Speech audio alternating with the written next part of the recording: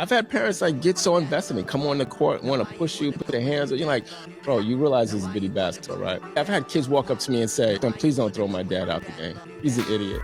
But as you go along, it becomes simpler and easier, but you have to put in the hours, right? And you have to be okay with failing. We're always trying to look at that final result because we see someone else being able to do it. We're trying to mimic what they're doing, opposed to just embracing your journey, that this is a slow process. Well, I'm back here on another episode of Creators Over Consumers. And with me today, I have a very good friend, dear friend, and mentor of mine, Mr. Kevin Sparrock. Kevin, thank you for being here today. You are an artist, an entrepreneur, a former WNBA official, still a current Division I women's basketball official. And for those that don't know or haven't realized yet, but you will, I am a basketball referee. So, some of the things that will be discussed in any of these episodes will be basketball related. But essentially, as I told you before, Kev, I appreciate you being here. But the purpose of what I wanted to do with creating this content and this podcast is to highlight local entrepreneurs, business owners, and just the working professional that's doing something, creating something for either themselves, their brand, their business, because kind of, as I alluded to earlier, we're in a society and in a day and age where most of us, whether you're on social media or on anything, TV, you're essentially consuming. You're buying online, shopping online, all that stuff. We're consuming a lot of different things. Not many of us have gotten into the creator space. And me personally, I've been venturing more down that path into becoming more of a creator and just highlighting people and trying to gain their story and see, if there's anything valuable that you guys can share with us and maybe somebody else in the audience can take something from it. So once again, Mr. Kevin Sparrock, a little bit of a long intro, but thank you for being here. Thank you for having me. I appreciate you. Got you. Okay, first off, you're originally from New York. New York. Brooklyn's finest. So can you talk about, because most of the people that I've interviewed so far are pretty local to Miami. And even though they come from different backgrounds, things of that nature, everybody's very Miami related. So can you talk about even just how long you've been here since you moved to South Florida, as well as what it was like, your background in New York growing up and what kind of led you to the path you've come down? So I came down here. Actually, my wife is a professor at FIU, and that's what brought us down here since she wanted to start teaching. And that's what brought us to South Florida. We recently finally, bought a home in Pembroke Pines. We're excited about that. But we've been out here 6 years, I believe, coming up on 7. Right, so time flies. Yeah, it feels like it was yesterday. Yeah, so I'm an artist out of New York City. I've always been involved with art through my entire life. I've probably been drawing since I was 6 years old, and it kind of progressed into a career. And I've been officiating basketball roughly on 28 years now. It's been a while. Yeah. But yeah, my art career started. I went to the High School of Art and Design. A big shout out to Art and Design. Is that in Brooklyn? And no, Art and Design is it used to be on 57th Street and 3rd Avenue, 2nd Avenue, 57th Street in Manhattan. So anyone who knows New York City, you take buses and trains everywhere you go.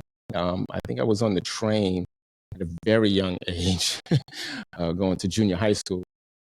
Middle school, I was taking a bus and a train or to get to school. I think about it now, and our kids always being bussed around. At a very young age, you had to grow up really early in New York City, travel around. That was the life.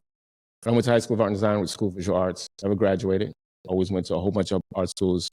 Went to Pratt for a short period of time, took some classes. The majority of my child life, I went to. My mom would always put me in Pratt programs because we grew up right down a block from Pratt Institute on Hall Street on St. James Place. St. James and Gates is where I grew up. Sorry, when you say Pratt programs, is that a specific place? No, Pratt is a pretty prestigious art school, art college in the New York City area. Gotcha. Yeah, so as a kid, my mom, they always had kids programs, and I was always being in. Actually, where I got my love for art. I had cousins who were artists. My cousin was Sutton. I also had another cousin, one of my older cousins, Louis. He actually was a photographer. They actually pushed me toward the art career. And then after high school, went to School of Visual Arts. Actually was in the military for a short period of time because I was a Marine Reserve. And I started going to college right after I got, started my reserve duty started. Went to School of Visual Arts. And I would go on and off because, at the time I just didn't have the funding for it. And I immediately was blessed with an opportunity to work at an architectural design firm as pretty much as an intern, working with, remember, it was Art Chang, who was the boss of, he actually had his own architectural design firm that was really helpful for me because he was my next door neighbor and he found out I loved art and he just took me in and really mentored me throughout those. With that, I was blessed with other opportunities, worked in a lot of fashion companies, worked for Liz Claiborne, Old Navy, Nautica, worked with the Gap, Gap clothing for a while because Gap, Banana Republic, and Old Navy are all the same family. And I picked up a position at Nautica for over 10 years, and I would freelance with them for a while. It was full-time for about a good 5 years, and I went freelance and stayed with them. But a great deal of my career was all through fashion companies, working in their t-shirt departments, their marketing departments, their we call it the store displays. Did a great deal of store displays and just presenting the clothing, showroom displays. Did a lot of illustrations, showroom displays. So I was really blessed with the opportunity of not only working in clothing design and t-shirt design, but also how they set clothing up. When you work in a fashion marketing department, you're not only just doing the marketing you're also doing the fashion shows. So Fashion Week was always a big deal. Doing all the shows, getting all the presentations and artwork ready for it was always a big deal. So it was really, really exciting. That kind of led me into my art career now. I started freelancing. I'd always wanted to do my own thing. I started refereeing sports when probably around 29 years old. I think it was one of my first years when I started. And right away from refereeing sports, I knew I had a story to tell. And that kind of led me into doing it actually took almost 10 years. I would always write. And I'd always loved comic books because being at the High School of Art and Design, my major there was cartooning. So I've always loved comics. I was a big comic book fan. That kind of led me into my love for comics, and I've always collected comics. So when I started refereeing sports, at that time, I started to, dabble and figure out if I can actually do a syndicated strip. Hey guys, it's Marlon with Event Center Miami, and I just want to let you know that here at Event Center Miami, we're a boutique event venue catering to all of your event planning needs. From quinceañeras to corporates, baby showers to weddings, you name it, we do it. Right here, located across from Hungry Bear Sub Shop, or just across from Miami-Dade College Kendall campus, and we are here for any type of event and party planning needs. Be sure to hit us up at eventcentermiami.com or 305-481-9460. I'm definitely want to unpack all of that stuff. It's a cool journey. So one thing that caught my attention when you're speaking though is because you said you pretty much, correct me if I'm wrong, you pretty much said you went to strictly like art programs throughout your entire. So I think that's pretty interesting because even as a child, most of us like to doodle when we're in class or something, and as we get older, I think a lot of us tend to lose that imagination because I used to doodle a lot. I used to be pretty decent at art. Couldn't draw people, still can't draw people, but like landscaping, things like that, I could copy and trace. But you start, you originally start maybe drawing pictures, things from your imagination.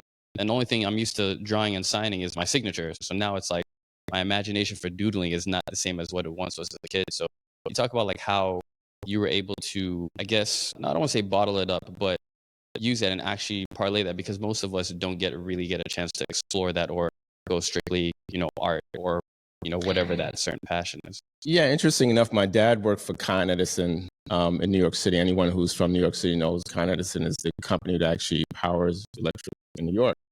And my dad and my mom is an amazing seamstress. She did all of our Christmas and Easter outfits with that family. You show up, me and my brother had the matching suit. My mother made them. My dad actually was a very amazing artist, and he worked on trains. So he would build model trains throughout our attic. So that artistic flavor, if I really want to like figure out where it came from, my parents had it. Even though my dad worked in Con Edison, he had some doubt whether I can actually make a career out of it, like whether this can actually happen. But I know he had. I know I've been blessed that, my family members actually encouraged my parents, like, hey, listen, you can make a career out of it. Because, back in the 80s, a lot of families like, you get done with your job, you go to school, you go right to this type of job, this 9 to 5, no real money in it, unless, the options didn't look that, exciting. So in a lot of ways, you could easily be scared to go into it. But my mom and dad always encouraged me to continue to draw. Even when I was going through art school, there was some doubt. There were times my dad would say, oh, I don't know if you can make it doing this, but I think you should keep going. And, I think they were more scared for me than anything else. So, in essence, it took, a community, a family, of continuum of encouragement to continue to keep me drawing. They knew I had talent. I had family members who said I had talent and continued to push me forward. I think that was one of the biggest things that helped me through this process. Because plenty of times I thought about quitting. Plenty of times I said, I'm not making money doing this. I need to do something else. I think me going into the military was part of that too. I wanted to go to school, didn't have the means to go to school, didn't understand how to get to college, didn't know about loans. That wasn't something that was taught through my family. Didn't know how to get grants, didn't know how to get loans, I wasn't that great of a student to begin with. I barely got by, but I always excelled at art. And I knew I wanted to try to do this. So there was a lot of fear with it. A lot of times I thought about quitting. But I think God really pushed me to continue to do this. Right? And whenever I get that space of I'm not sure what I want to do, art always keeps calling me back. This profession keeps calling me back. Can you reference a specific time or example of how it kind of showed up like that?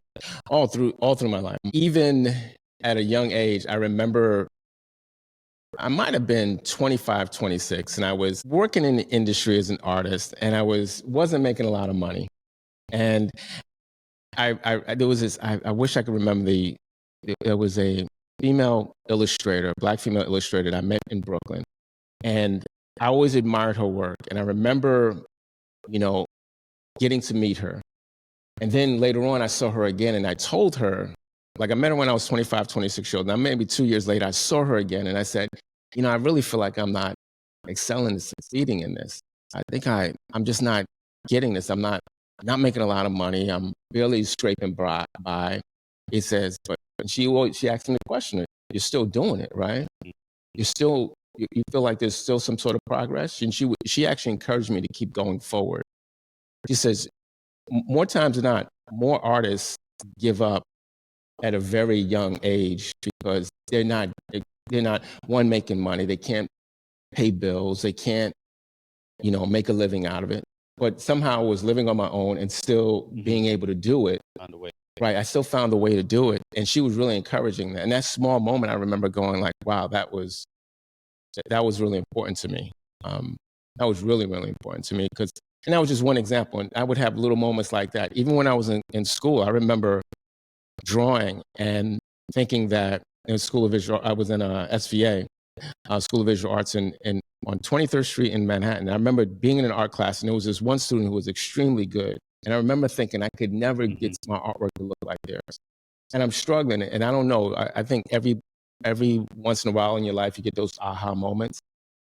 And I don't know what happened. It just clicked. And I can't pinpoint it on. I can't put a specific line that I drew or something that happened. But something happened, and I don't know it was necessarily in my mindset. I do believe that the repetition of doing it over and over and over and over again led me to this. Because I'm an artist who actually, I love to draw, and I draw almost every day. If it's not a doodle or something quick, I'm always researching and looking at new ways to create on a daily basis. So it's even to this day, I'll pull up my iPad and I'll just, I want to do this week. All right, let me start a drawing. Well, I don't have any projects. Well, let me create a project. How do I create? I want to do a new thank you card. Let me find new inspiration for a thank you card. And I would just start doodling and just playing around with different ways to manage it. So I think that's what happened when I was in school, right? And throughout my entire career, that there were times I thought I would quit. And I think there was a lot of times that the repetition actually gave me more, fuel to keep going forward. Yeah. One thing you said in regards to it kind of sparked something to me, and when you said that I know with a lot of kids, they stop too early, or when it comes to art and drawing in particular. What do you think is the key to that? And maybe like, how important is to somebody's style or the avenue of which they take within art, or even like music? Let's say like with music, I have passion for music, the piano, things like that. But I knew I never wanted it to be my job or what I depend on as a career. However, I look at other friends or other people that I know that are doing music, and then maybe you started out playing an instrument and you wanted to perform at the highest level and be a concert pianist or whatever the case, but maybe it didn't work out as that, and that person maybe became a music teacher, or that person became, maybe a director or some other avenue. Artists can become a tattoo artist. You don't necessarily have to draw, get paint. There's a lot of different forms. So how much of that do you think plays an effect, and possibly the timing of it if and ever you do find out that avenue? Well, the avenue of where you go to and the style of artwork I have. So the style of artwork I have has always been all over. Interesting enough, my first job was an architectural design firm. My next job was at Zoli Design, which was a straight up graphic design firm that worked with Essence Magazine and Black Enterprise Magazine. And then my next job was a fashion company, Liz Claiborne. 3 different positions. I had to adjust to each one of them, or kind of change my style to fit their needs. Mm-hmm. I remember going at Liz Claiborne and someone actually saying to me that, Kevin, you're a really good artist. You can make this work. Right? I remember this guy, Mike, he was like, Kevin, you can make this work. Stop overthinking it. Draw how you lay your artwork the way you like to lay it down. That stuck with me a lot. So a lot of times when I'm going through that process of where my work fits, sometimes I just draw. And sometimes it comes to me. Sometimes it's the repetition. Just to show some work, I do a comic strip, and I went from a comic strip to a home illustrations. Well, home illustrations was my first job. I worked at an architectural design firm. I did all the architectural renderings for that firm. It stayed with me. It was so crazy because I used that when I went to a fashion company to do all the showroom displays. All of it kind of just tied. I just what I knew. If I knew how to steady my hand, continue to draw, be okay with the mistakes I made, right? Because art's a lot of mistakes. You make a lot of mistakes in art. People don't realize it. And your mistakes become so like minute sometimes that people don't even notice them. And I was telling you, I'm doing my backyard and I'm worried about it laying down flat. And my neighbor says, oh, I can see my backyard. I can see where all the bricks are up and one's down. You're the only one who notices. Yeah. One time. Yeah. You're the only person who notices it. Mm-hmm. Everyone else is like, that's amazing. Mm-hmm. Right. And I had to like really understand that and, show myself grace. Don't be too hard on myself. Also let a project finish. That's so key. And, as an artist, we get so caught up in our work and we continue to draw over and draw over and draw over and just like, it's done. Keep pushing. You told me you were involved in music. I had no idea that you played the piano. I think that's fantastic. And I always think that people who are able to play any sort of instrument just blows my mind. Because I tried the sax when I was a kid and I look back on my childhood, I wish I'd stayed with it. Because it's not in the finished product. I think we look so much at the finished product, but we're not enjoying our journey as an art. Even as an artist in the world of art, you're like you're trying to make the finished piece perfect. And more times than not, the person you're giving your artwork to doesn't even see your flaws. Yeah, I think that's honestly major in any aspect of life. And we talk about it a lot of time when I ask you questions about things and officiating, and whether it's your profession, whether it's your hobby, whether it's your family, your relationship, whatever the case, because of whatever image you have in your head of what it's supposed to look like, or what you're seeing on TV or in other people, a lot of times you're seeing the best version done up. Like you're not seeing all the good, the bad, and the ugly, the 10,000 hours. 10,000 hours. You're not seeing if it's a relationship, all the trials and tribulations you're working through with your spouse or your significant other. As an artist, all the pieces of paper you done balled up and threw in the trash, all the missed shots, and if you're in the gym, basketball, something like that. So I look back on my first comic strips when I was first drawing my Files and Violations, my comic strip. And I always go back to when I first put it together. And those strips are like glad I didn't show these. was- Glad I didn't do these. And it's like, but I was like, I put in 1,000 hours of it, drawing it over and over again, failing, throwing it over my shoulder.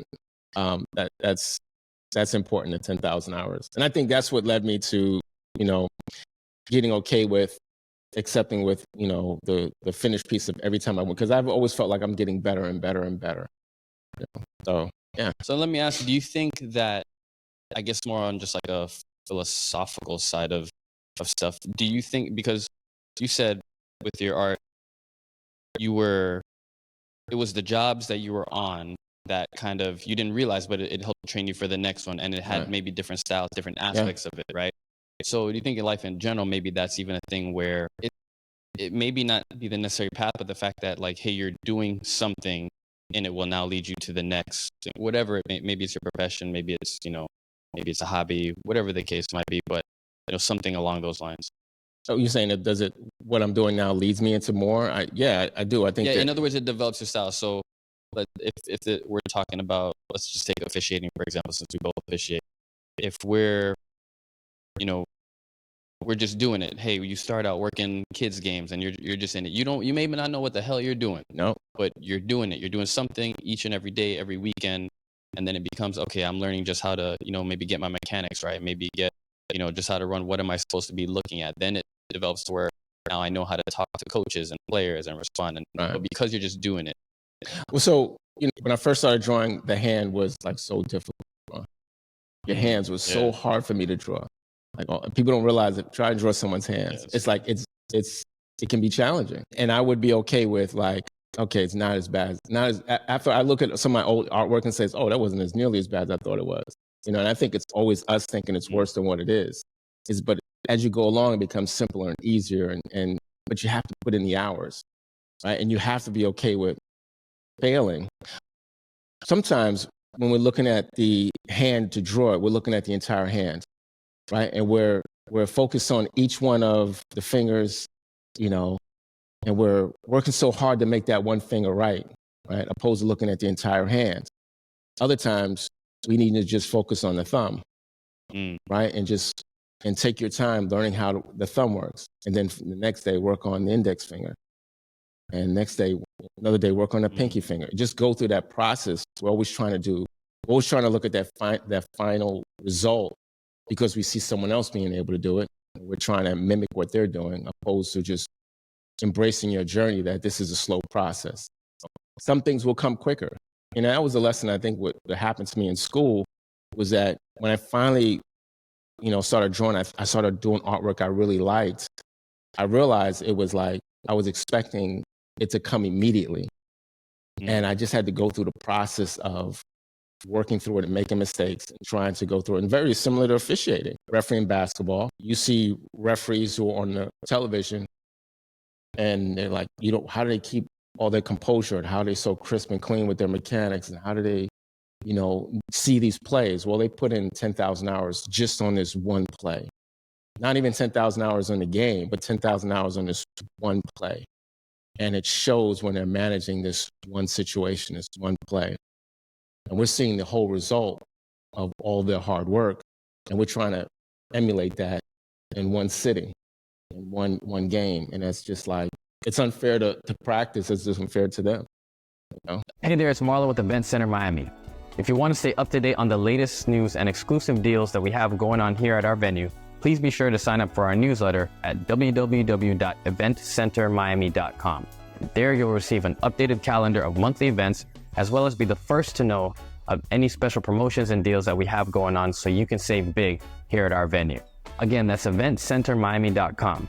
And the best part, it's free. Go ahead and sign up for our newsletter now. Thanks a lot.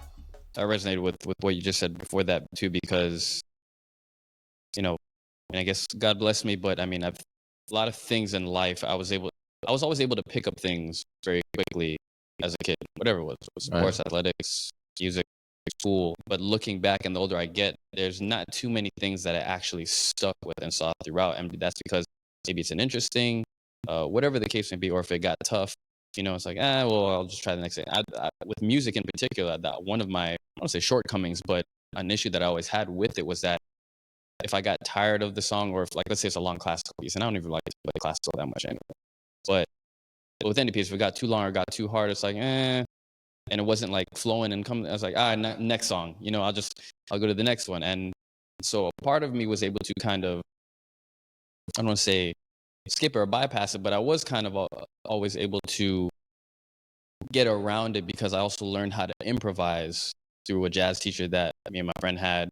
So I didn't really need structure anymore at that point, as long as I knew how to read, for music heads out there, chord charts, and now as long as I knew what key we're in, I can have this bass and I can play whatever. And I felt like that resonated more towards me, because I even joined the jazz band once in high school, and I just didn't like it, because like, oh, we have to play this, and we have to play it this way right now. It's like, I'd rather just be on my own. So I think it's a blessing and a curse. I've been able to adapt, but as I get older, and now with me running my own business, I can't always just veer off and adapt. So that's one of the things I'm trying to rein in. The comment on that is like one of the things I love to talk about, and is this podcast I listen to called the Six Figure Creative. Guys probably gonna like, I think the guy's Brian Hood.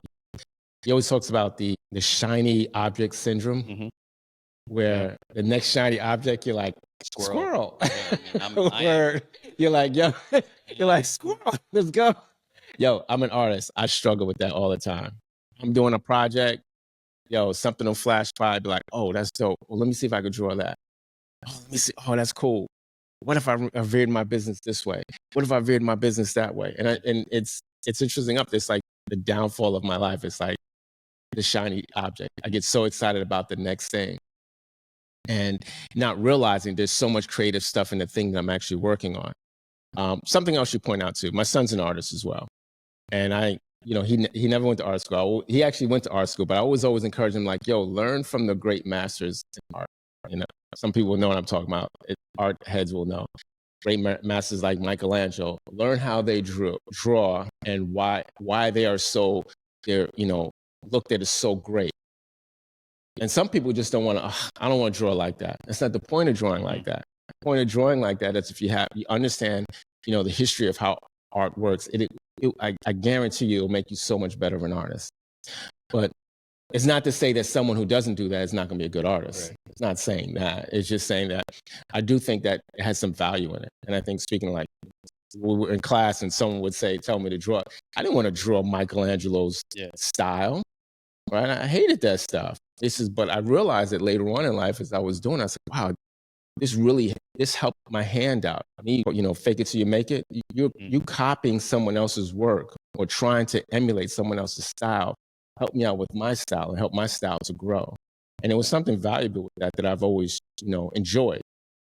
It's helped me out with all my art. There's times that I'm drawing and I'm like, oh, remembering instinctively how things look, how the muscle looks, how just turning your arm this way and how you draw it that way, how it matters instinctively, because I put in so many hours of just doing that. It's helped me through that. But yeah, the shiny object syndrome is one of my downfalls in life. Like, we ain't the only ones. I'm sure there's a whole lot of people out there with that.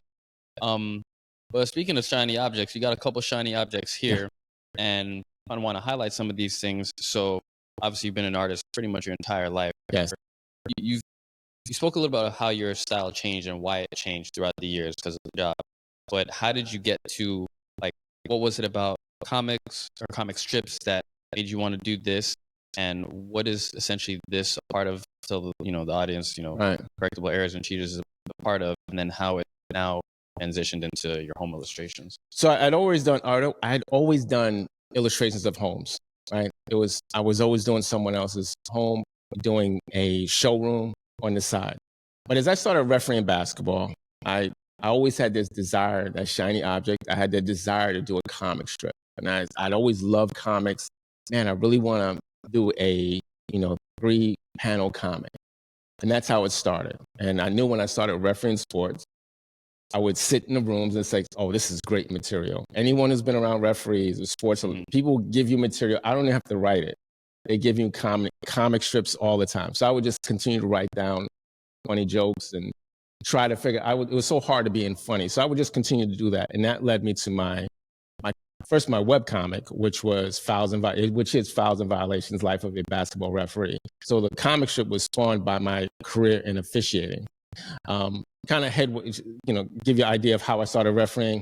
I started refereeing through, I was, at the time I bought a home, I was trying to make ends meet. I love basketball. My cousin said, why don't you think about taking a side job as a referee? And I took the referee test. And how old are you at this time? I was 29 at the time. Took the referee test. So you started refereeing late? Late. I started refereeing, I was 29. So I started refereeing, and I just to make side money. Never thought it would turn into this major career. It did. It just kept going and going. And I was fortunate to work in the D League at the time. It wasn't the G League. And then, I did the NBA Summer League for 5 years in a row, 6 years.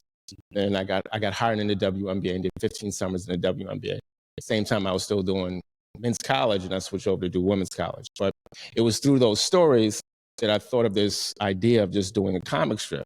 And I would post, when I initially started, I would do 3 or 4 comic strips a week, post them on my website, and just have them, they're still up there now. Go to foulsandviolations.net and you will see it up there. And, every week I would post something and I just put them into a book. So I self-published 2 of my books. The first one was Cheater.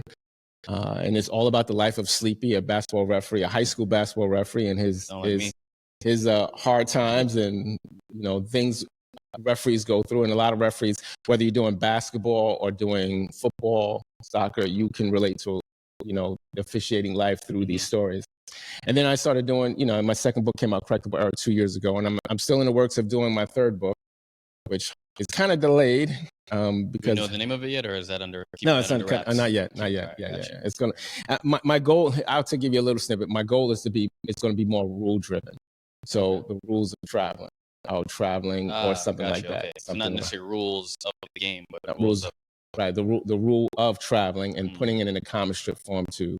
That's kind of the like the actual traveling, the rule. Right.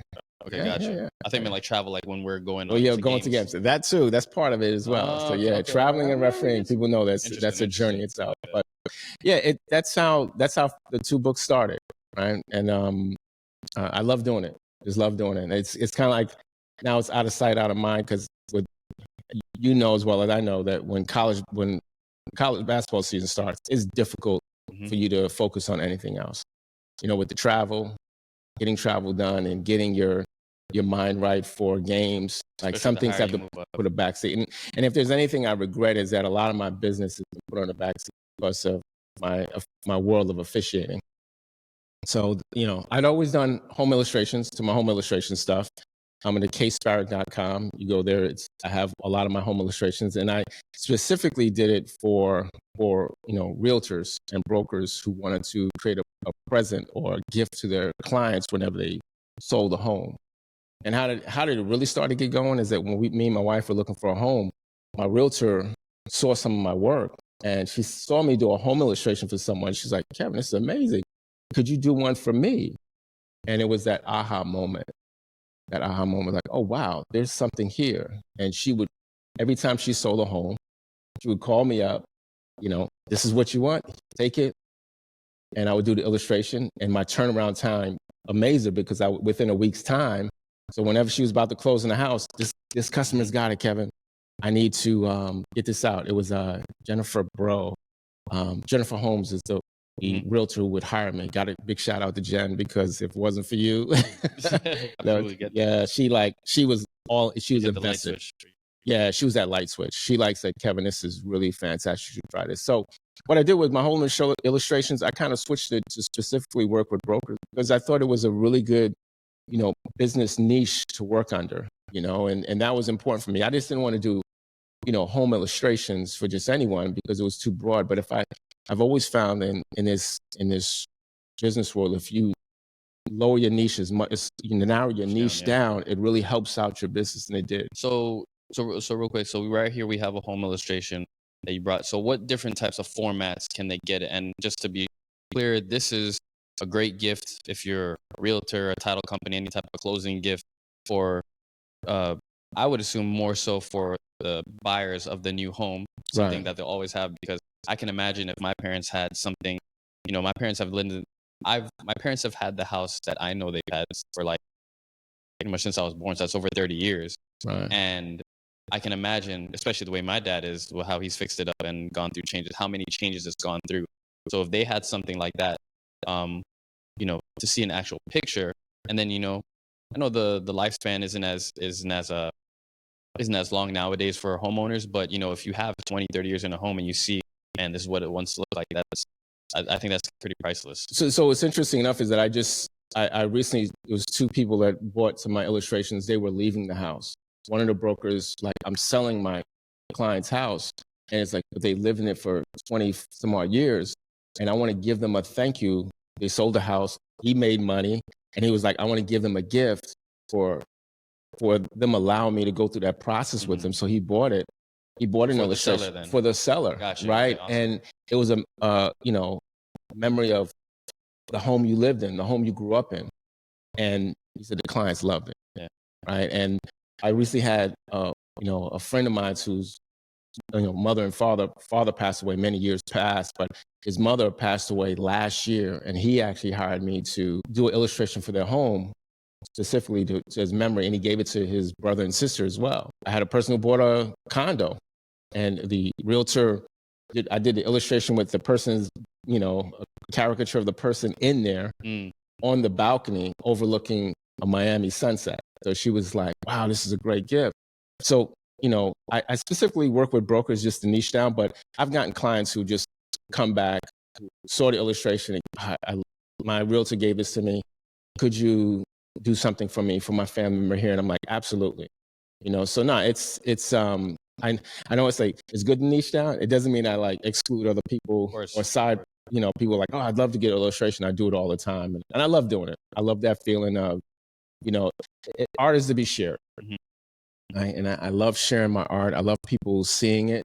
Right. I love people that feeling of, I think the one thing I struggle with is sometimes you give it to the broker, and I never see what the client, how the client reacts to it, how they feel about it. Yeah, you got to get those video testimonials. I know, that's hey, what I was like, right. You know, or at least if I'm not going to be there, can you do a video? Yeah, you know, yeah. I've gotten, actually, I remember giving, you know, I had someone, I did a home illustration. It was a sunflower. It's actually on my website, a sunflower home, and I handed it to her and I filmed the entire time.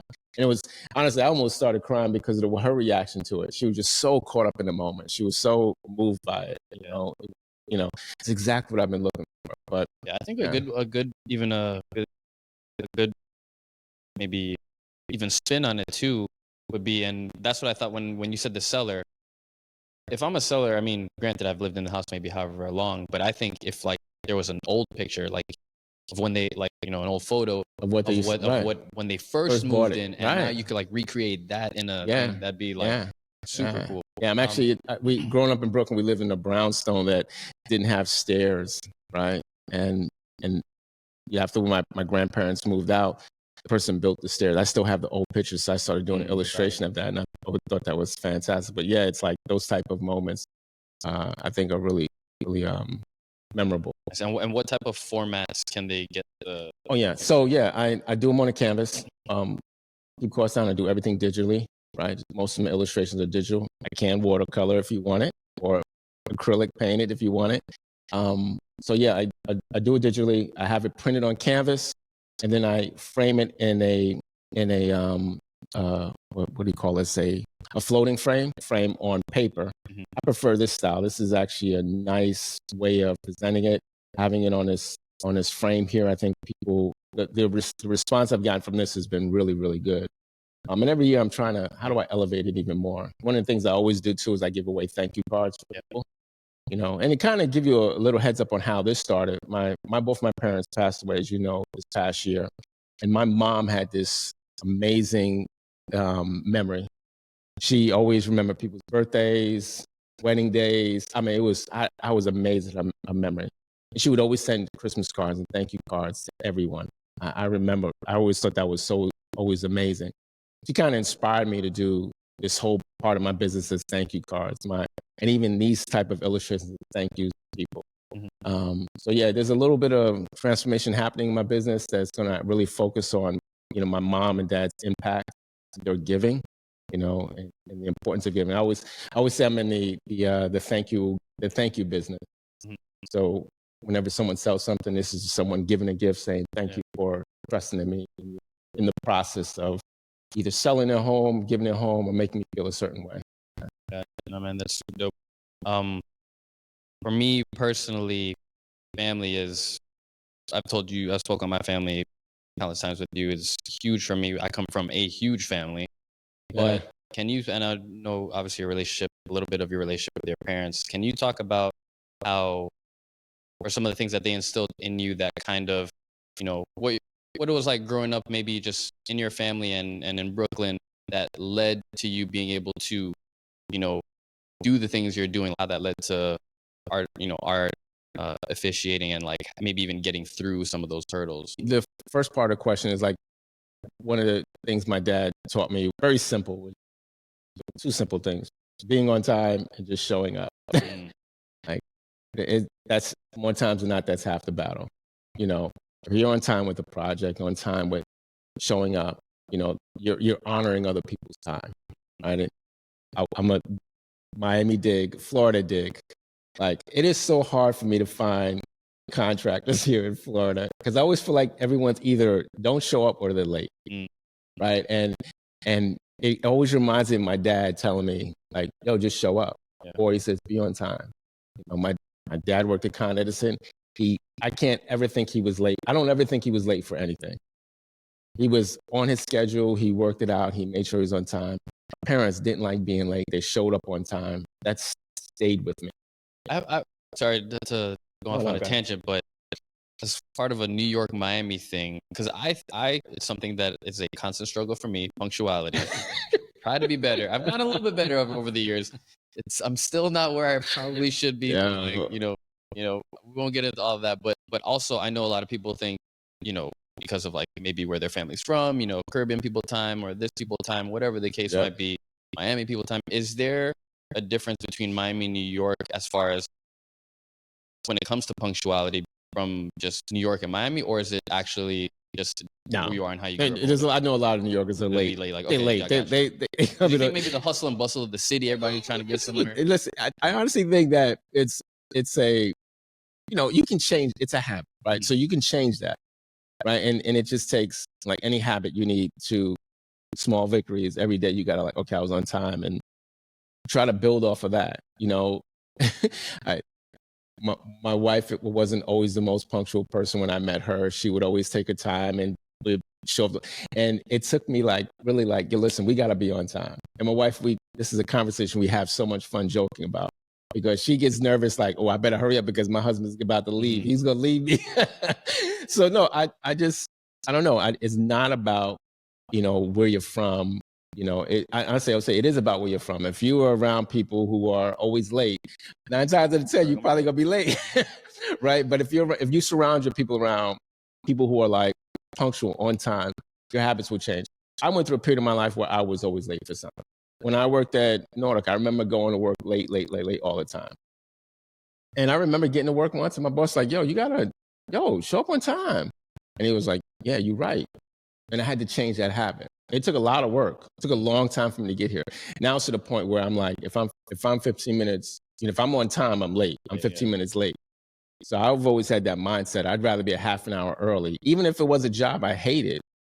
You being there, and you're honoring people's time. Being on time is a big deal. I do think that me doing my illustrations and getting them, and promising a week and getting it to them a week, actually sets an impression that if I am late, if I'm late for a project now, they're like, Kevin, is everything okay? Right? Their reaction isn't like, yeah, kind of. They're like, yo, is everything okay? They're like, you're usually on time. Is everything all right? And that's not the case. If I'm going to be late for something, I'm usually calling saying, hey, I'm running a little late. Hey, can I get more time? And using more times than not, if I'm running late and I tell them I'm running late, they're like, hey, no problem.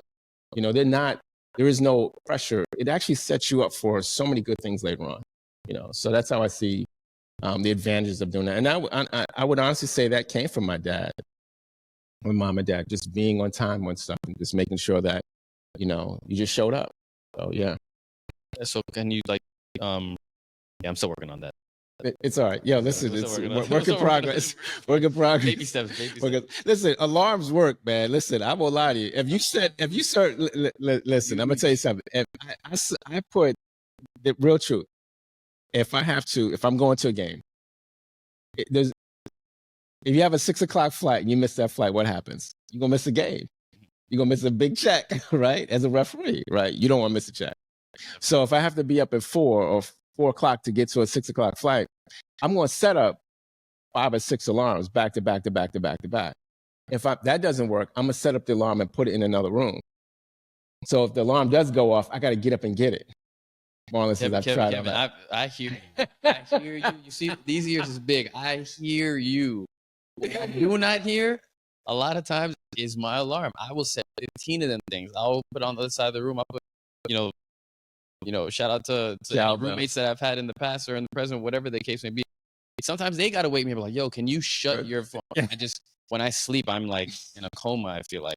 So it's a blessing and a curse when it comes to that thing. But there are times where, if I know, and I kind of want to get to this, I want to table this part, but while I have it in my head, something you said, if you have to, you got to be up at a certain time to catch a plane because now you may miss out on a game or a check. I find it fascinating, and it's one thing that I've had to, and I'm still working through as an entrepreneur, is that we have the ability to wake up or do the things for maybe whether it's a job we hate or somewhere we don't want to be, but we know there's something attached to it, whether it's a paycheck, your livelihood, whatever the case may be. But a lot of times we can't wake up or even show up for ourselves. And that's something I definitely want to kind of unpack, because it's something I had to, especially coming from the W-2 life, get used to. And it's still a work in progress. Right. But I definitely want to get back to the family, but I definitely want to table that as right. Hey there, event enthusiasts. It's Marlon from Event Center Miami, and I've created something special just for you. It's my free 7-step checklist to planning your next successful event. Whether you're the go-to event planner in your family or you dream of producing larger scale events, this checklist has got you covered. It's your in-depth guide to kickstarting your event planning journey, with tips from everything from initial concept to post-event follow-up. And as an added treat, there's a bonus chapter that details how to turn your passion into profit. So if you're ready to unlock your blueprint to planning your next successful event, go ahead and click the link down below in the description for my free 7-step checklist to seamless celebrations. And let's turn your passion into profit together. Happy planning. Yeah, in regards to family, maybe what other things did they instill in you that maybe kind of shaped you into? The importance of, I learned a lot about communication from my parents because, they weren't always great communicators. So it actually forced me to learn how to, and listen, my parents, if you knew them, they were really loud. I live in a loud family where a lot of music played, a lot of Marvin Gaye, a lot of Diana Ross, and my mom sung and screamed, was loud. Her love language was, hugging you and kissing you. And sometimes she couldn't say, hey, I just, all the kids talk how you're feeling. And that took a lot of time with us, especially my dad. My dad grew up in a family where he couldn't communicate well. Right? And it took a lot to, get him just to hug me many years back. Got older, our hugs became so much easier. And my dad's a wonderful guy. He's just like, he talked a lot of smack, right? He thought it was the deal. No. New Yorker, he thought he was the deal. It was like, he was cool. He had that big afro. That afro, you could shake your head and it would move after you stopped moving. But yeah, I think the family life was really important for me. Being around them was fantastic, even till them passing. I just really enjoyed the time, the hugs. My dad had dementia, and he was struggling so hard just to remember stuff. And I still remember the days where we would walk around his property in North Carolina, and he kept repeating some of the same things over and over again because he didn't remember. And I wouldn't say anything. And I'm like, yep, Dad, yep. And he was like, he just talked. And I just enjoyed that moment, and I didn't know it was going to happen so soon afterwards. But, he was good about when he saw you, he was present. He would get around you and he would just like, my parents, they sit down, we could watch sports. I watch the stories with my mom, and we just sit down and we just be around each other. And sometimes we wouldn't say anything, just really enjoyed the time being around. They were good about being present, So no, as a kid, a lot of family times, a lot of beach time. I know the reason why I love the beach is because of my parents. That's why I was looking forward to getting down here. Yeah, I did, because the beaches up in New York aren't clear. They're a little brown, a little muddy. Little polluted, a little bit of radiation won't hurt you. No, but yeah. Do you think that communication changed once you had kids of your own, or oh yeah, was there some? Oh yeah, I like this. And to this day, my communication with my kids is so hard. My son and I don't talk nearly as much. My daughter, my oldest daughter, Asha, she's great. She did a lot of writing for me, and she's really good at just expressing herself. It's taught me to sometimes the kids just shut up and listen. Right? They've got their opinions. They tell me how they feel, and I just go, yeah, yeah, yeah. And I'm not a dad who says, "Yo, you'll learn." I'm almost like, "Yo, yeah, I want you to go through this journey." We all need to go through a journey. I'm still going through my journey. I'm still trying to figure myself out and be a better me. And I've been blessed. God has really put me in a position to do wonderful things, to work with wonderful people, myself and other people. I don't know, it's the truth, man. It's like I enjoy meeting people and hearing their journeys. Like I'm always fascinated. I watch, from rap music to country to jazz. I love to see how an artist goes through that journey of making music. Like, I get to be singing anything. It's like, yeah, I want to see how you got to this finished product, right? That journey always fascinates me.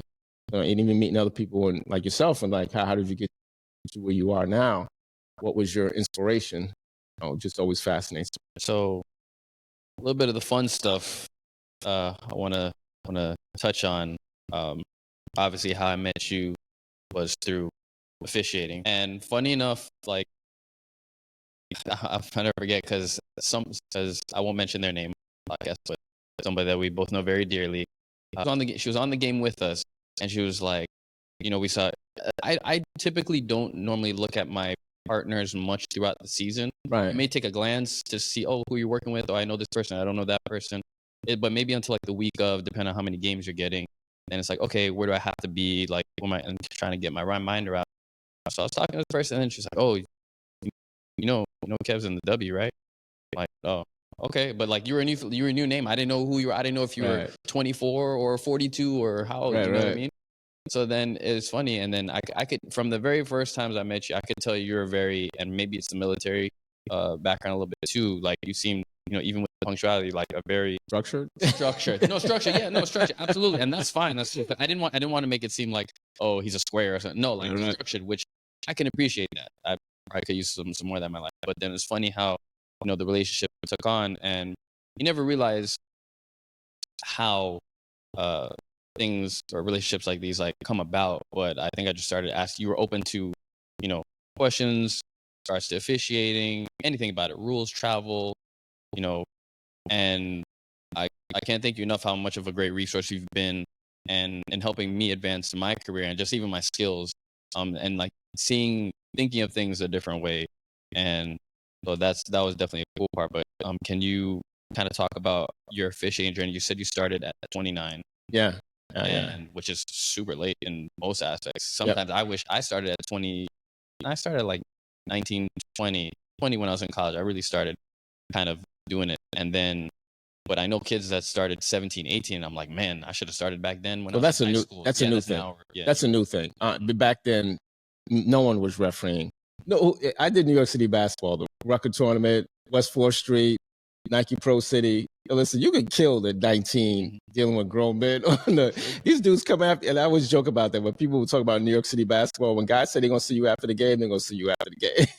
So no, it was for a couple hours. Right. It, like, listen, I do think some maturity is needed for certain, as you move up this journey. But back then, most of the referees I knew, the class that I was in, I think I was the youngest.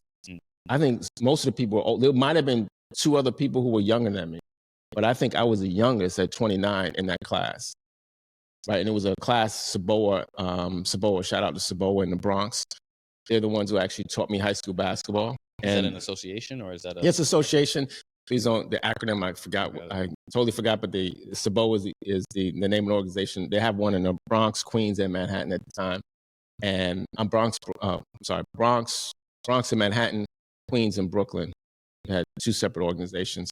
But no, they were the organization that actually, taught me how to referee, the grassroots of officiating, got me started, taught me the rules, and that got me going. And from there, I started doing, I think at that time, 3-person was just being accepted in high school basketball. Like it just started. Like they just started doing 3-person. It started when they were still bird dogging and stuff. Yeah, so we were still bird dogging. Yep, going to foul, doing this. We were still doing that. It's like, it was, that's how long. Listen, we had the flat fronts with the, oh my gosh, the shorts were like short shorts. And I'm always laughing because when people wear short shorts now, I'm like, that's what referees used to wear back in the day. But no, that was really early in my career. I started really late. And that's, that was a norm back then. Right now I see people start at 17 because I do think that some people see the money involved in sports, Business. It's a business It can now. be a lucrative business. It's a business now. You can actually, and honestly, I honestly believe that if you did 3 different sports and you did all high school, you can probably make a decent salary, make it happen, right, throughout the year, right? Through, if you did. I know some guys that they ref like multiple sports, Multiple maybe sports. just high school. Just high school. I'm like, oh man, Right. And that's a lot. That's a lot of wear and tear. I always thought about it differently. I never wanted. I didn't want 50 or 60 games. I wanted 30 really good games. Mm-hmm. 30 really, I never wanted to like pound my body like that, where it would be like so worn out from officiating, especially basketball. Basketball takes a lot. It's 3-mile run every game, right?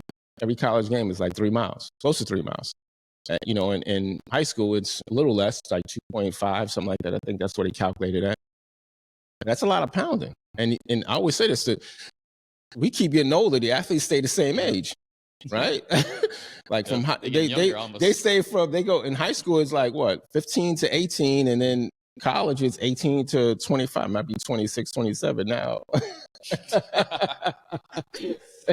Right? But they all stay the same age, and here we are in our, refereeing 40s, 50s, and you're like, yo, you gotta really look at your body and take care of it a lot better. But what's the typical trajectory for referees, or is there like a I know everybody's path is different, but is there like a kind of standard path up there in the north or in New York, like how maybe everybody kind of gets started in this area, then they progress onto here, and from maybe here they branch out? Well, or I don't know. I think the journeys are, everyone's journey is different, and I think the way they do it up north and down here are very similar. Like, you go through a high school organization, you meet an assigner, they put you through the ring, and they throw in you as many games you want to, and then you start going through camps. And through those camps, you hope to get hired, and then you get to, Division II, Division III, and then you hope that you go to your goal is to go to Division I camp, you get hired at Division I. The NBA, WNBA have a whole separate section now. Back then, they didn't have that. I think when the D-League first started for me, they only had like 6 teams. Wow. Right. So when I worked at D-League, I remember being judged on 2 games a month. And I was still, and like, oh, you're not qualified, you're out. You're like, what? I only did 2 games this month. That was a feeling I had, But no, it was, the journeys are different now. But I do think that, going through the high school ranks, has some benefits to it. I think everyone should. Because you have to have some foundation, very similar to art. You have to have some foundation to start at, and then develop from there. And then you go to Division I camps, you hope you get hired, and then hope that progresses into, more Division I conferences. And you hope that you can make this a career. Right? Because I've gotten that question before, and sometimes for some reason it stumps me, where people be like, oh, like, how do you even get started? And I'm like, I have to think back to when I got started, but I also think it's because not everybody has the same exact path. I was like, well, yeah, it's because like, oh, like, do you have to take a test? Do you have to pass something? I know there's certain associations that are different. I kind of tell people mostly the same, hey, kind of get started by just doing it. Find somebody. So if anybody is interested in officiating, one, it's something that I would advocate for tremendously. Even if you're not trying to go to the professional level or anything like that, for me, it's provided me a freedom and ability to stay close to the game that I love. Absolutely. I've grown up playing basketball from the time I was yay high. And once I stayed yay high, I realized I wasn't going to be, the first Asian Michael Jordan. So once I realized I stayed yay high after high school, and, my playing days were kind of roughly done, I was in college, and I just like you said, it was a side job. It was a side hustle. One of my buddies was officiating the intramurals, in college at UF. Go Gators. He was like, hey, I'm reffing flag football and basketball and stuff like that. Like, whatever, you should come try it out. And I was like, okay, cool. Like, I'll do basketball, since I already know basketball for the most part. So I got into that, but I never took it seriously. Like, I just did it for like a little, on-campus job while you're there. And then I did a couple other sports. I did flag football, hated being out there in the cold. So I was like, I'm gonna just stick to basketball. I'm sorry, the cold of South Florida. Yeah. No, the South Florida. Hey, Gainesville gets, 8:00 in the morning in that 40 degrees. That 40 degrees will mess you up. 32, maybe. There's like a little frost on the grass. My goodness. Maybe we'll get blizzards and snowstorms like you guys do. No, wait, listen. New York City's not cold. Go to South Dakota, North Dakota. Go to Chicago. I always tell people, Boston, Maine, Chicago, they got real cold weather. New York City gets cold. We get like spurts of really bad months, but yeah, Chicago's different. No, that wind once it hits you, but no, I think going to point to that is like everyone's journey is different, right? And that's you start out with the high school test, and then I tell everyone, if you want to become a referee, go online and Google it. How do I become a high school referee? And there's so many programs in each state that has tests and board exams you can jump into. And they're looking for referees. Like, listen, all the abuse the referees get, listen, try. Well, this will be a PSA announcement right here. And this isn't necessarily a referee or basketball podcast, but listen, referees get. Man, for everybody thinks that they can referee, that they, it's very easy to watch a game from the comfort of your home and scream, that LeBron should have got fouled or this or whatever the case might be. Until you stand, it don't even have to be the NBA level. Go stand in a 7U game over at Tamiami. Parents are the worst. Then AU parents are the worst. AU tournaments. It's not the kids. It's really the parents. You want to know about it? Go look at my book. Go see my book, and you'll see all the crazy stories about cheaters. All of these stories that are in here are true. Are actual true stories. They're just with a little funny spin, right. And illustrations. But no, I joke about parents are so bad sometimes. I'll get in trouble with this, but no. I've been in games where parents are like so invested into the game, and I've told the parent this: your kid ain't that good, so chill out, chill out, relax. They're trying to enjoy themselves right now. Chill out. You're on something else. I've had parents like get so invested in it, come on the court, want to push you, put their hands on you. You're like, bro, you realize this is bitty basketball, right? And I've had kids walk up to me. Yeah, I've had kids walk up to me and say, please, the story always kills me. The father, the coach was giving me the business. Gave him a technical foul. The kid walked on, please don't throw my dad out the game. He's an idiot. And I was like, that story in itself, I said, wow, that's where we're at right now. Yeah. So no, we need referees. Yes. So if you want to make a couple extra dollars, I'm sure any high school or local association, if you're a struggling college kid or broke college kid like I know I was, and you're sick of eating ramen noodles, if you go on a weekend on your availability at your local YMCA rec center, you can get, I don't even know what they're charging now. Back when I started, it was $25 a game, which is pretty much $25 an hour. There's not too many jobs that you can start with no real training that you can start with $25. You took the test, and we literally took an hour floor exam. Like this is how you bird dog. This is how you raise your. That's literally like that. All the mechanics. This is how you do a travel. And they had you sit there and blow your whistle, and then they threw us out on the court. And I'm running up down the court, and I'm like trying to apply a travel with the rule and knowing what to do, not knowing how to manage it, and it was a hot mess. So when I see parents get upset with referees, I'm like, that's an AU referee or a bitty ball referee for a reason. He's just starting out. He's terrible. Yeah, so is your kid, right? Everyone here is in a learning phase right here. And I'll say I would say officiating is like being like what a police officer has to go through, or a paramedic. Like, you get into this job, people expect you to be perfect from the beginning. You're not allowed to have any growth. You need to be from terrible to amazing in any game you work. And they're like, all these referees are terrible. It's kids basketball. These referees out here trying to get better. Sometimes they're just trying to make money. And there's nothing wrong with trying to make money doing this. I think people have to keep it in perspective. We're not curing cancer. We're refereeing sports. Absolutely. Can you touch on maybe some things that you've discovered in your officiating journey that has now helped you with, your art, your entrepreneurship journey, and just kind of talk a little bit about that? Wow. So I always have this saying that it's never as bad as you think it is. It's never as good as you think it is. You've probably heard me say this. Is like my worst call in basketball we all, oh my gosh, I'm gonna get fired. That was the worst call I had. I messed that block charge play. I misapplied a rule. Oh my gosh, probably get fired. Never as bad as you think it is. You know, you always get into space, this mental space of thinking that this mistake is going to, you know, end up with you trying to do something else and you're losing your career.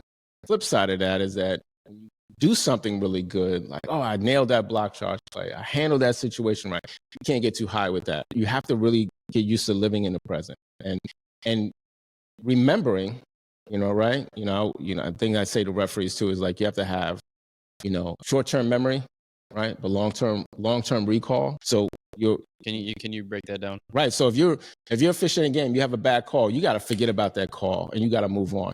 If you're officiating, you get a good call, you got to forget about that call and get the next one. People don't care about what you did, right? They want to know what you do right now, right? And when I say recall, you got to know. You also got to know that, I just had 2 offensive fouls here. That what's the expectation, or they know that the response from the coaches know that, you know, what they're expecting next, right? You have to know be consistent in the game. If we've had a travel on this end, the other opposing team is going to be looking for a travel on this end here.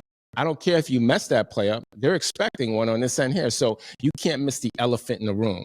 And you have to be good at it. If it's not a travel, you can't call it. But if it is there, you can't miss it. And that's why it's about the recall. You got to remember what you call in the first half, the second half, what happens next. And then that's helped me out with my artwork as well. Sometimes in my business, it's like, don't get too high on your successes. Don't get too low when you mess something up. And I think that's I guess a life lesson. It's like more than anything else is that I think, I'm learning now that in business, in officiating, it's about becoming a better person sometimes more than being a better referee. How do I get better? I was talking to my wife about this, communicating, how picking the right words, understanding people's trigger points, right? As simple as that, like not getting used to communicating with people and dealing with customers and dealing with, you can say anything to a customer sometimes and you don't even know what you said. Well, I'm not saying you can say something to a customer and they might get offended. You might not know what you said to them, but there was a trigger word or a trigger response that you gave them that they might respond back like, why would you do that?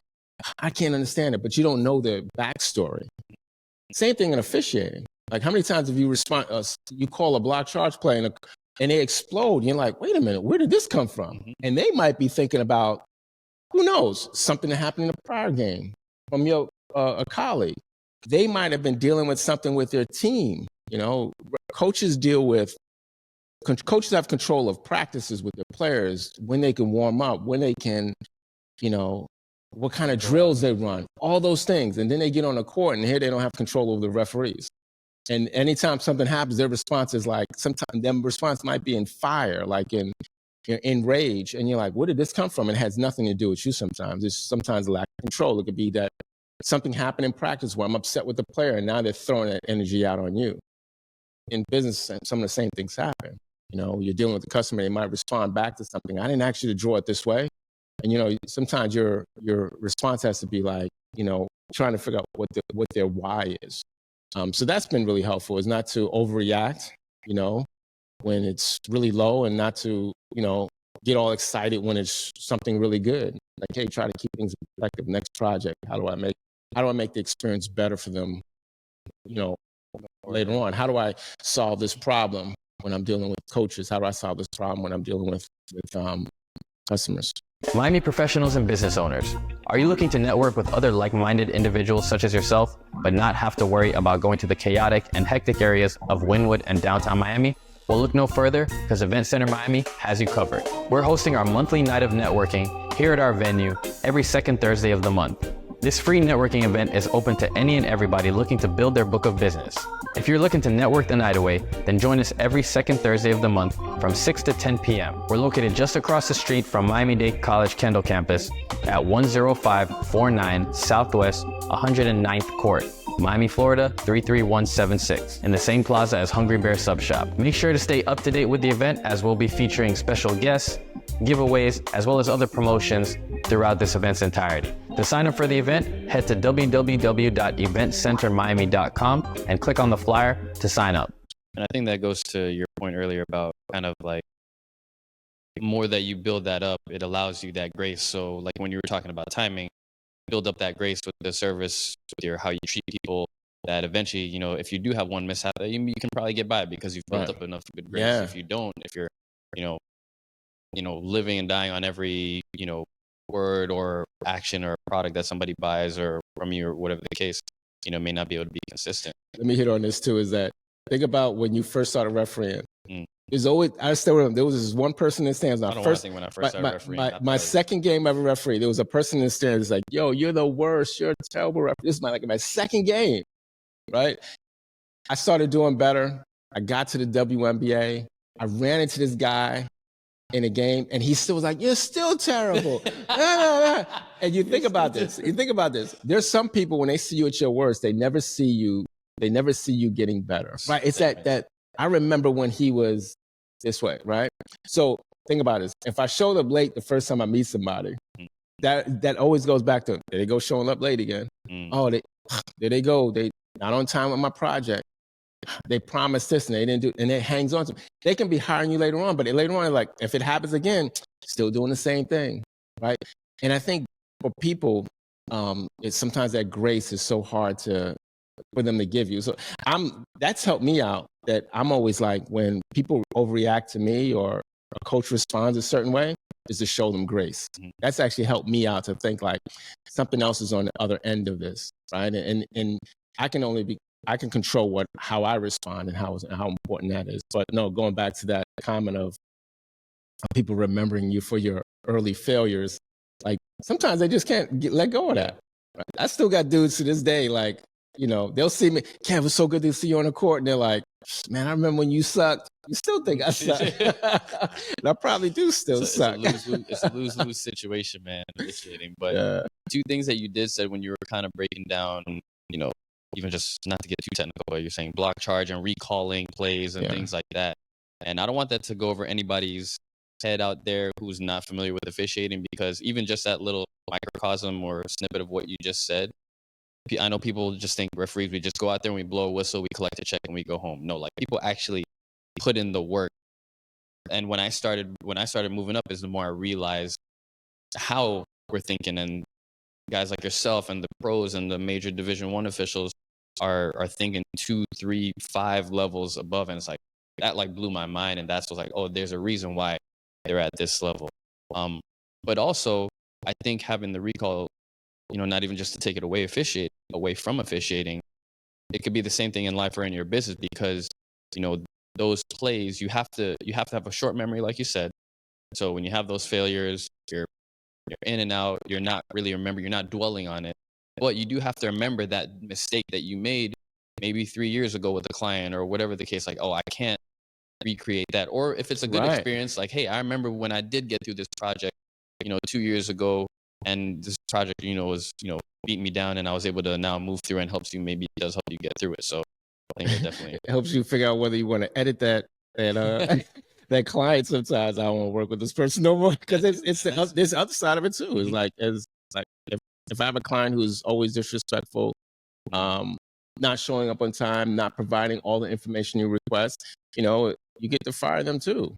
I think that's something that people, as business owners, we don't think about enough. Like, I don't have to work for you. This is a blessing, right? I appreciate this blessing. But I can always say, it's time for me to push this aside, because the energy that you're giving me is not something I want in my circle, right? So that helps my well-being too, because I want to live in peace. No, absolutely. Right. I think that's an amazing freedom to have, and it kind of ties back into the point that I tabled earlier, where sometimes us not showing up for ourselves. Sometimes I want to kind of get your thoughts on that. See if you can unpack that a little bit.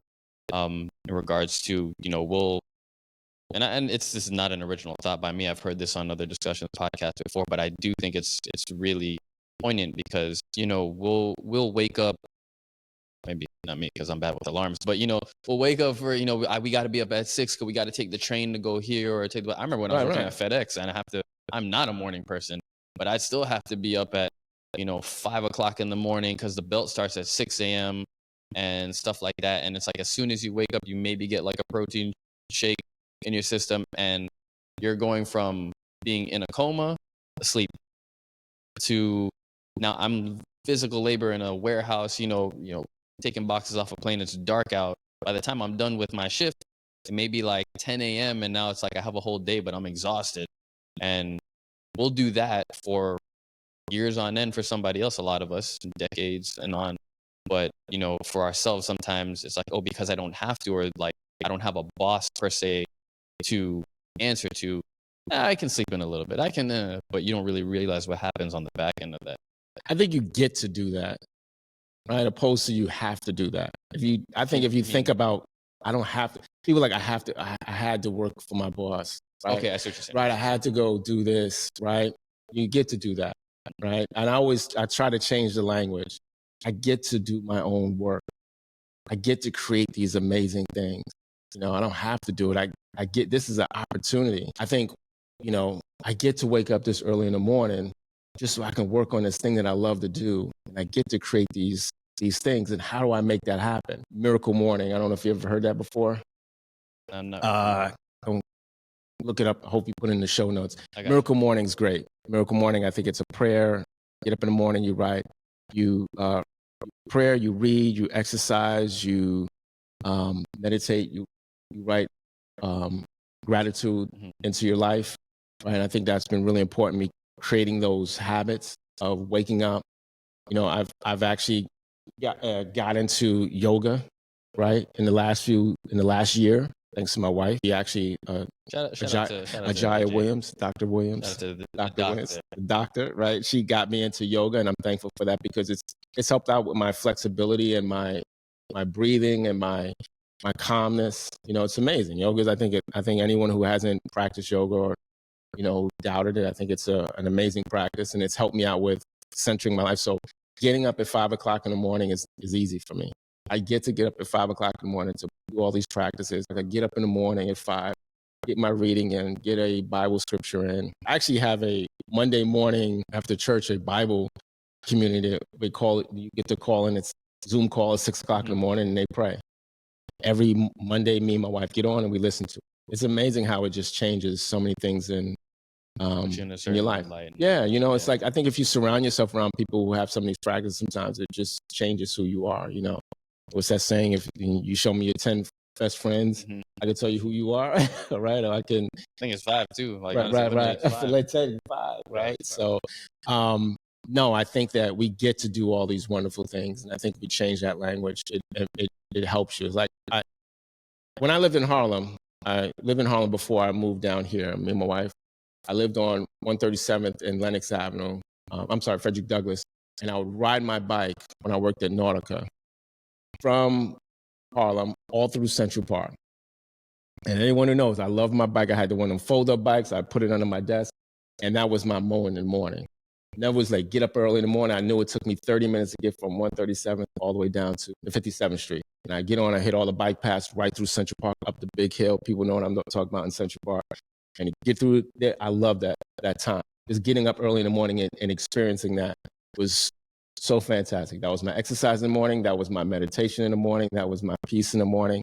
And I've always adopted some sort of practice like that in the morning. And I'm getting better. I suck at this. I'm trying to get better. I want to do gratitude.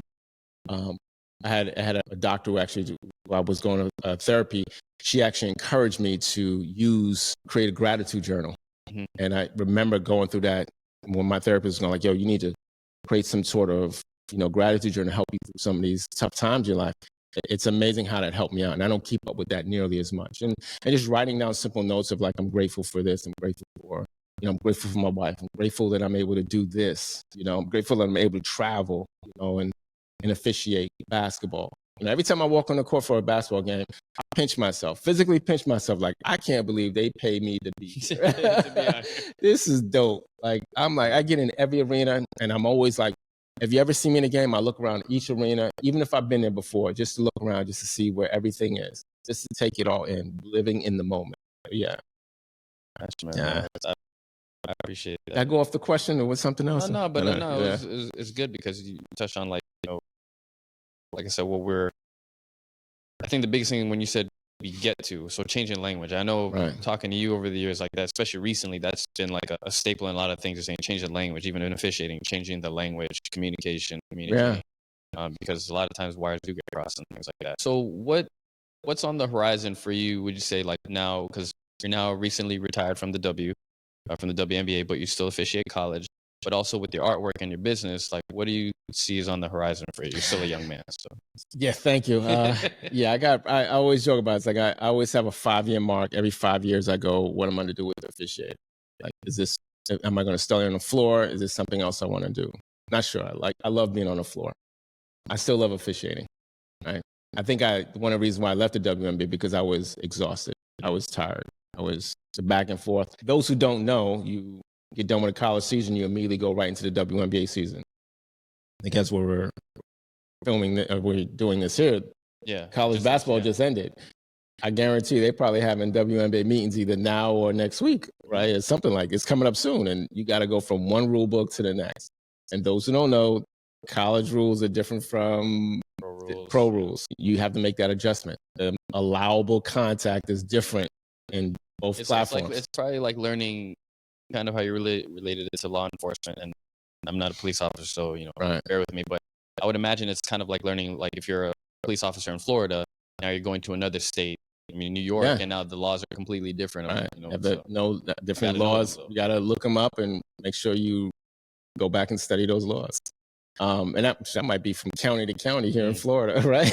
So no, that was a wear and tear. So I had to make that adjustment, and I don't know how long officiating is going to be for me, because not speaking to existence, I'm not trying to get injured, right? And that's why even yoga's always helped me out with that. My stretching, my exercise regimen has always helped me out with that.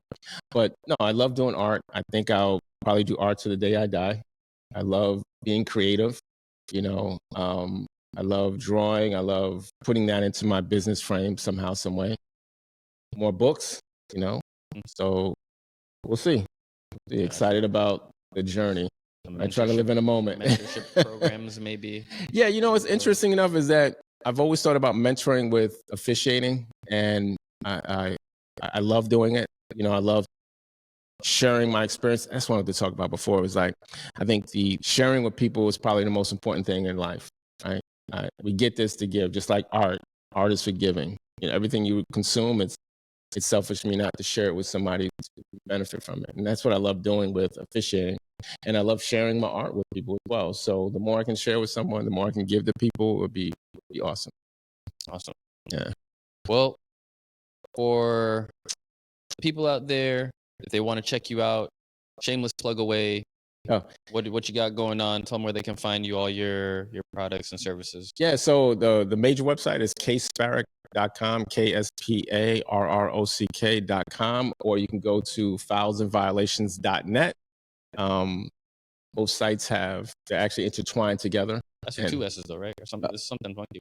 Oh no, that's part of. But I always say filesandviolations.net because that's the major website. I do own Files, FOULSS, .com, FOULSS.com. That's the short version of it.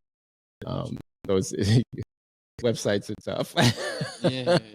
But no, I love what I do. I always say I have a great job, dream job. My great job is I'm an artist. My dream job is someone thought I was a good referee and they put me on the court to go files and violations. Gotcha. So if you're in the real estate space, looking for any great closing gifts, find out where, now where to find Kevin's portraits. Kev, I can't thank you enough for being here, man. I appreciate your time. Appreciate you inviting me. Technically the second episode in this setup, so hopefully it works out. What do you think about the space? Kind of digging it, man. Oh no, events. If you haven't done Event Center Miami, this is the spot. I love this spot. Yeah, man, this is great. I'm looking for your next event because I want to get down on it. Your what do you call it? Every Thursday? Oh no, once a month. There's actually one that's coming up this Thursday. So every for those that don't know, we are actually. I haven't really talked enough about it on any of the podcasts yet, but this is also pretty early in the journey. So we are in my makeshift podcast studio, which is in my event space, Event Center Miami. We're located in Kendall, in Miami, right across from Miami-Dade College. We host not banquets, but award banquets, birthdays, quinces, weddings, anything you need a space for, clearly podcast, content creation, anything you need a space to rent for, we are available. We're a flex studio space, have all kind of packages. And every second Thursday of the month, we are hosting a night of networking. It's a general networking event. It's free to attend, use RSVP. For right now, there are links available on Eventbrite, and I'll go ahead and attach the link in the show notes below, and come out, meet local business professionals. And the reason why I started putting this together is more so when I noticed for myself when I would go out to networking events, and I like to go to networking events, a lot of times you're just kind of going for the free drink and food, and you're talking to people, but you're not really talking about anything of worth of substance. It's like, I'm meeting this person, I'm being cordial, I'm being polite. Am I actually going to use their services? Am I actually going to take a vested interest in this person? I want to work with this person. So I'm trying to make this, and I think it's done a pretty good job of being an accepting environment for people to come and share their businesses, their services, and make an intentional connection with that. And hopefully, even if it's not for my own benefit, you've been in the past and, you've met other people that you can now work with. They're looking for your services, and, it's just a good way to kind of people and get out. And I think especially in this area in particular, it's something that's desperately needed. Yeah. I look forward to it. It was an awesome time last time. Appreciate you, man. Kev, appreciate your time, man. Yeah, man. Thank you. Do it again sometime. Maybe some more basketball junkie type. Yeah, we could do that. For sure. I'll talk basketball. Thanks for watching till the end of this video. If you found the information useful, please be sure to subscribe to my channel. Thanks a lot, and I'll see you on the next one.